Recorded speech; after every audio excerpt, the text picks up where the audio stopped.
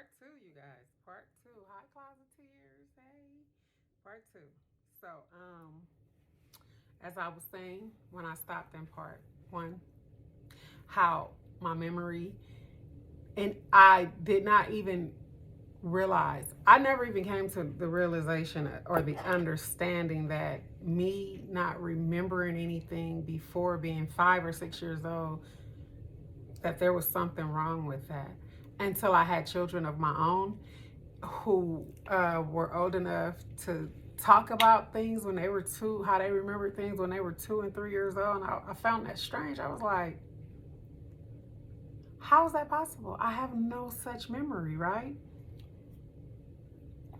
And even in doing so, my husband at the time sharing his experiences too with them, like, oh, well, this is what happened in the years where I grew up and I was that age, just kind of showing the difference, right? To compare and contrast, showing the difference and showing what didn't change. And I just could not participate in that conversation. And I just didn't understand, like, how was that possible? And it would be decades before I knew that more than likely it was my brain protecting me from trauma.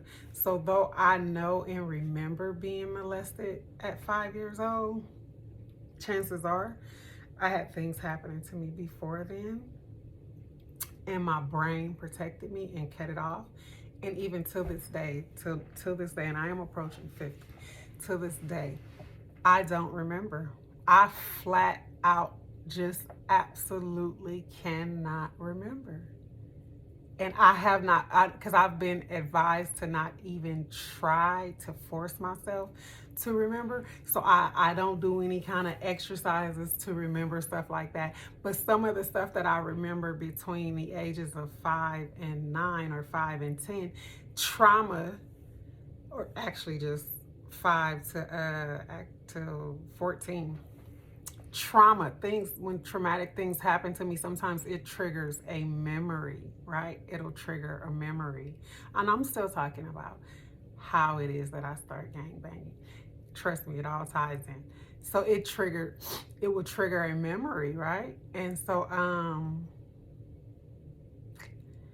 I get bits and pieces of my childhood that way, but I have never to this day gotten a bit or a piece or a window inside of my childhood before I was 5 years old. I absolutely cannot tell you. I have no memories. I can't even remember where I lived before I lived in the place we lived at when I was 5 years old. Clueless. I have absolutely no clue. And I don't know, you know, what happened, but I know something had to happen. I've been told that more than once by more than one professional. Something had to happen very traumatic in my brain it's protected me from that memory or those memories, right? So I witnessed so many things. So many things. My parents were very violent toward one another. My mother and my father, I think I recall more times of them fighting.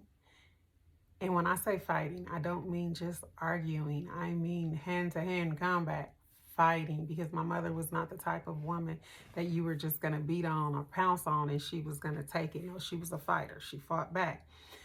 And sometimes she won because she fight dirty too.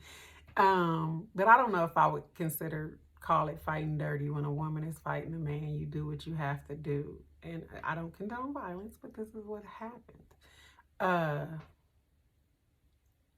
So I witnessed that. I witnessed a lot of drug and alcohol use. I witnessed prostitution, right? So much, just so much, just so tragic, tragic. So the fact that I have a demeanor where people can look at me and ask me or say something to me to the effect of, I can't believe that you ever gangbang. Like, I can't believe that you ever fought. I can't believe that you ever did these things, because you're so sweet and you look so innocent. Well, I count that a blessing. I don't know what else it could be. The fact that I don't look like the things that I've been through, the things that I experienced, all those things, right? I count those as blessings because I know a lot of people that I am not the only one with this kind of story. I am nowhere near the only one with this kind of story, right? But what I do know is a lot of the people that I personally know, not that I've seen on TV, not that I've heard about, read about in a book, I'm talking about my personal experiences. They personally came into my life one way or another. They are either dead, in jail, drug addicts. That I can count on one hand the people that I encountered in my life that went through the things that I've gone through that are not either dead, in jail, or drug addicts, right? Or just flat out crazy. I'm sorry, I forgot one. Or flat out mentally ill. Honestly, on my hand, I can count, right? On my one hand, those people that I know where we really don't look like what we've been through, where there's really no residue. If we don't open our mouths and talk and tell you our story, you would never believe that that's our story. On one hand, I can count those women, and they're all women, and I can count them on one hand. That is saying a lot, right? That is saying a lot. You have to think about something. You're talking about a child being molested, being sexually assaulted. I haven't even gotten to being gang raped yet, right? That'll be part 3 because there will be a part 3. And I've said these things. I've told these stories. Um, and having the psyche, a strong enough psyche to not be flat out mentally ill or to not just be flat out psychopath, right?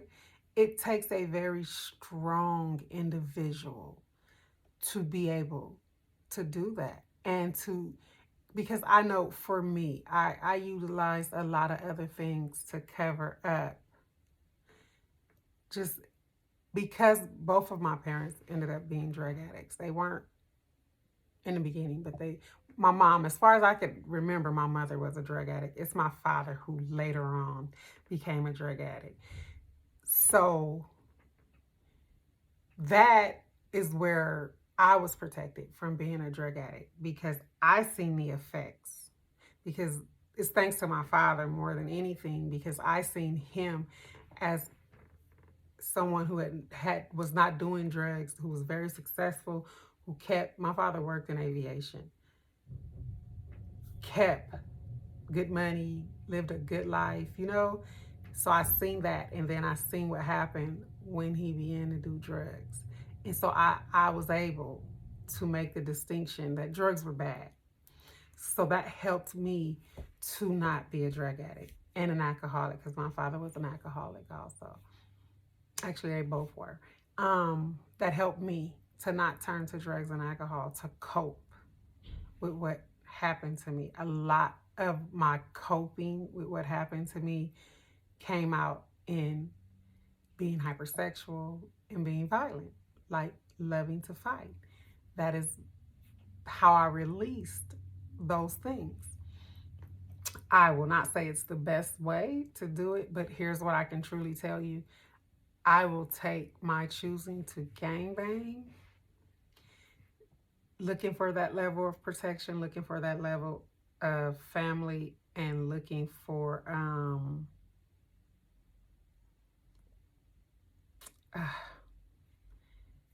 a way to release my anger by fighting.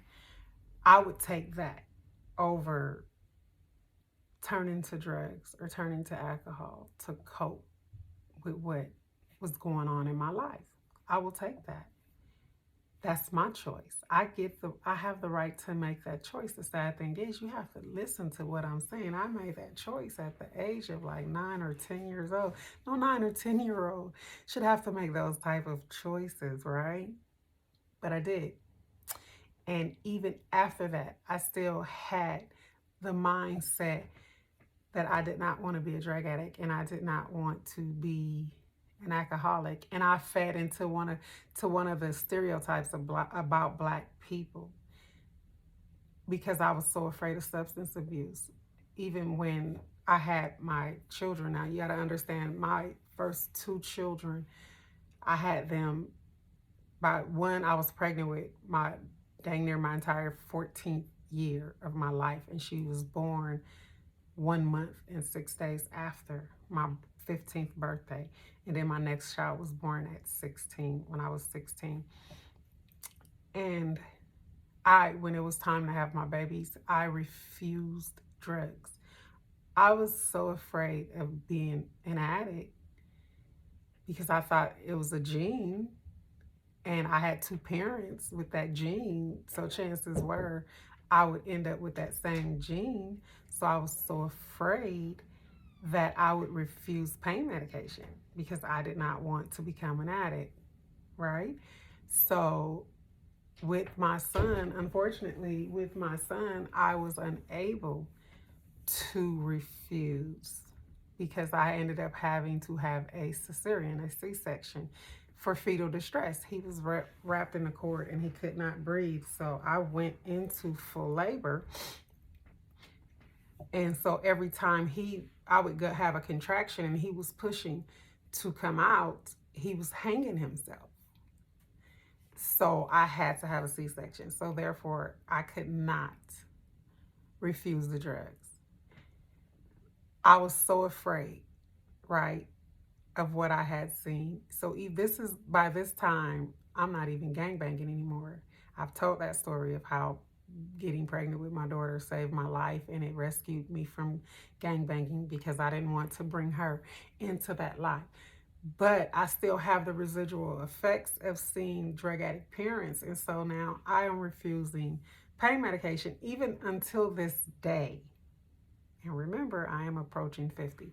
Until this day, I still have a fear of pain medication. I don't like taking pain medication. And then the other side of it, opioids and things like that. I tried, I think it was, I had gallstones. And so I had to have that surgery. That was a fight too because I didn't want any pain medication. I would fight with my doctors. And by the grace of God, some people are going to find this controversial, but I don't care. I mainly had Black doctors. There is a difference when you have, as a Black woman, when you have Black doctors. There is a difference, a real difference, I promise you.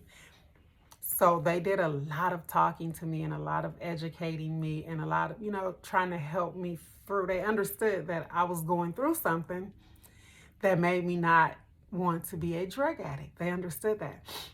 So they did a lot of coaching and helping, and they took their time and they were patient with me. They talked to me and talked me through a lot of those things. But one of the things when I had the gallbladder surgery, and this was after my third child, and with my third child, before I get to the gallbladder surgery, let's get to my third child. With my third child, I was so afraid because I remembered all the drugs that I needed to get through having a C-section, like those first 6 days after having that C-section. I refused to have another C-section. So my first child was natural, second child was C-section, third child was natural, fourth child was C-section. That another fetal distress situation. I would never choose a C-section. I chose to have a natural birth. Had a Black doctor. He and his nurse practitioner did everything they could to try to get me to understand that I would not get hooked. It was okay to take drugs. I refused. When I tell you, this was the worst pain I have ever. My third child is the one that did it for me. I was like, ooh, yeah. Now I understand what people talk about when they talk about labor pains. It was with my third child, but that was because I refused to take any type of drugs. They could not give me an epidural. I was not having it. So it was flat out labor. And I was in labor with him for like 19 hours. And not 19 hours of, okay,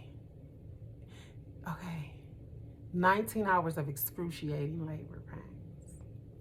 Okay, I'm gonna go to part 3. Part 3 is gonna be the end of this conversation, right? So thanks again. Please click like and share. And if you haven't already, subscribe.